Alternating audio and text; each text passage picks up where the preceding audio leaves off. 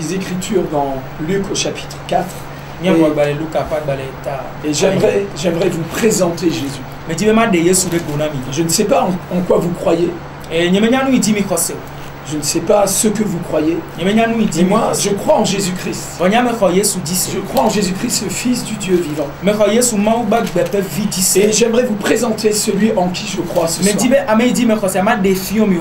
Et dans l'Évangile, au chapitre 4, nous voyons au verset 16 comment Jésus se rendit à Nazareth dans son village. Un endroit où il avait été élevé, il était très connu. Il avait joué dans la rue avec tous les enfants qui étaient maintenant devenus des adultes et qui étaient dans la synagogue. Et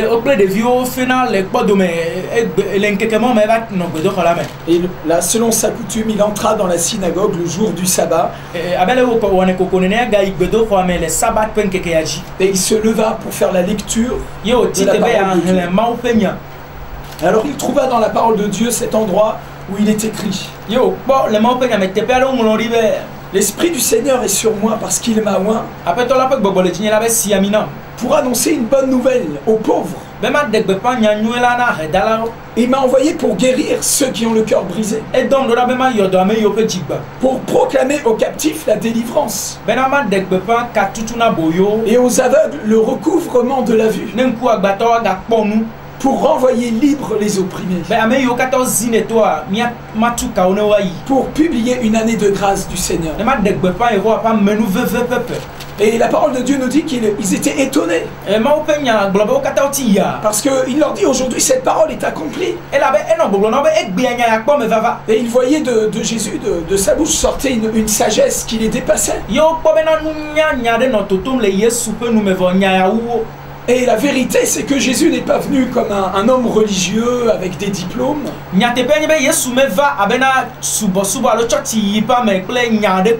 il est venu comme un phénomène. Il est venu revêtu de la puissance du Saint-Esprit. Nous voyons que dans ce texte que Jésus est venu pour accomplir une mission. Et la Bible déclare que Jésus-Christ a été crucifié pour nos péchés sur la croix. Et non seulement il a été crucifié, il a été mis à mort, mais il est ressuscité le troisième jour. Et l'onction de Dieu, l'Esprit du Seigneur, qui était sur Jésus-Christ, est venu aussi sur ses disciples. Et si vous lisez dans les Actes des Apôtres, la puissance du Saint-Esprit est tombée sur ces hommes et ces femmes en prière.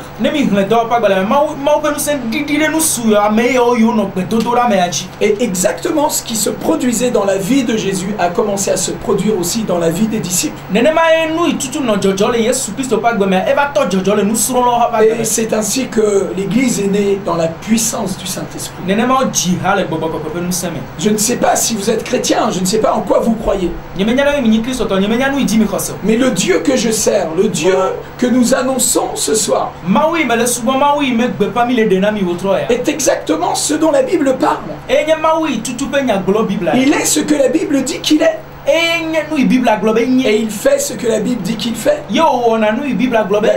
La Bible déclare qu'il est le même hier, aujourd'hui, éternellement. Et la vérité, c'est que le Saint-Esprit de Dieu est avec nous sur ce plateau. Et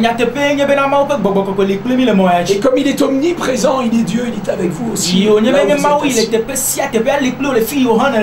Et la puissance du Saint-Esprit commence déjà à agir dans votre âme, dans votre corps.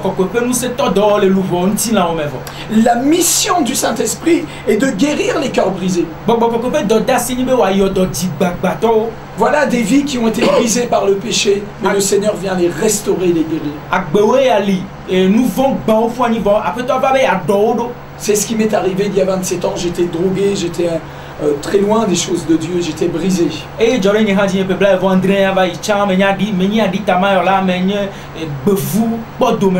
Mais quand Jésus-Christ est entré dans ma vie, il m'a guéri, il m'a touché, il m'a sauvé. Et vous pouvez recevoir Jésus dès ce soir.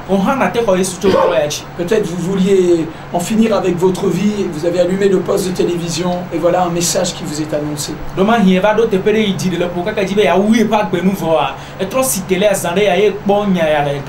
Peut-être vous vous sentez tellement sale à cause de tous les péchés que vous avez commis, mais aujourd'hui j'ai un message, une bonne nouvelle pour vous. Jésus vous aime et il veut vous sauver.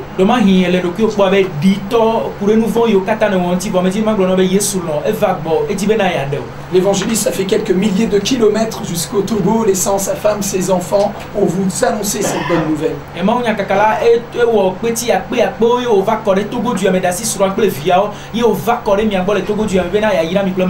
Mais la bonne nouvelle, elle est venue de bien plus loin. Elle est venue d'un endroit inaccessible à l'homme, d'une lumière inaccessible. Elle est venue du ciel. Cette bonne nouvelle, c'est la parole de Dieu pour vous ce soir.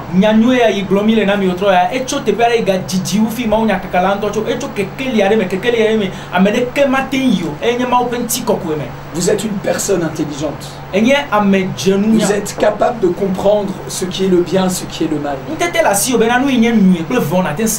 Et nous avons une promesse dans la parole de Dieu. C'est écrit dans Apocalypse chapitre 21.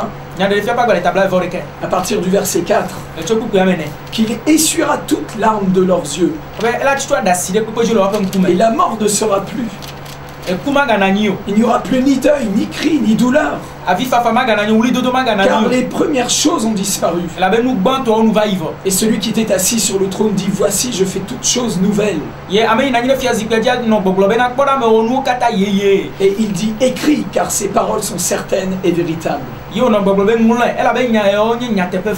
Sachez que ces paroles sont certaines et véritables. Et vous êtes une personne intelligente. Vous voulez la vie éternelle. Vous méritez de savoir cela. Dieu vous aime tellement qu'il a donné son fils en sacrifice pour vous.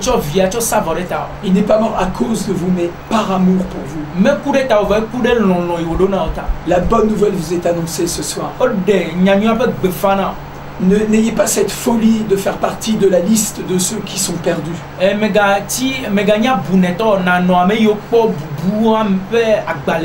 Ces paroles sont certaines et véritables. Mais pour les lâches, les incrédules,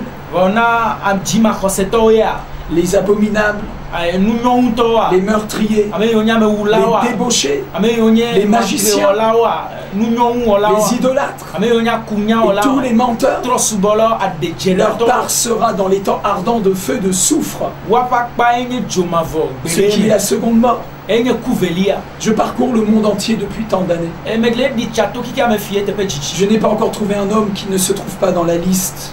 La Bible dit: tous ont péché et sont privés de la gloire de Dieu.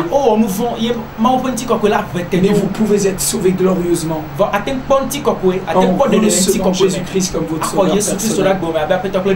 Alors simplement posez votre main sur votre poitrine. Fléchissez les genoux devant le grand Dieu du ciel et dites-lui cette prière. Au nom de Jésus-Christ. Père, je me repens de tous mes péchés.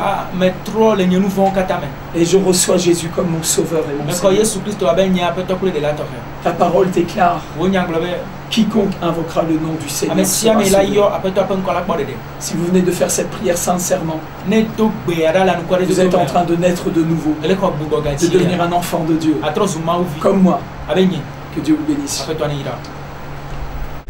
Voilà, on vous fait une mâche maruche depuis Lomé.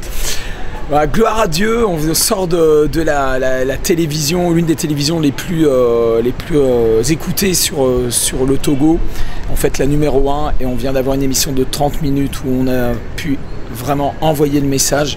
Je crois que quelques images ont été filmées, on vous les partage aussi pour que vous puissiez vous réjouir avec nous de comment l'évangile est en train de progresser, et c'est vraiment merveilleux de pouvoir partager la bonne nouvelle de Jésus-Christ avec les gens. Ces gens c'est tous les Togolais, chaque Togolais mérite de savoir que Jésus les aime et qu'il est mort sur la croix pour eux et qu'il est ressuscité. Alors voilà, on partage avec vous toutes ces images, et maintenant, vous savez quoi, on est invité au restaurant par le serviteur de Dieu qui nous a reçus dans son église ce soir. Alors on va s'en mettre plein la lampe. À tout à l'heure.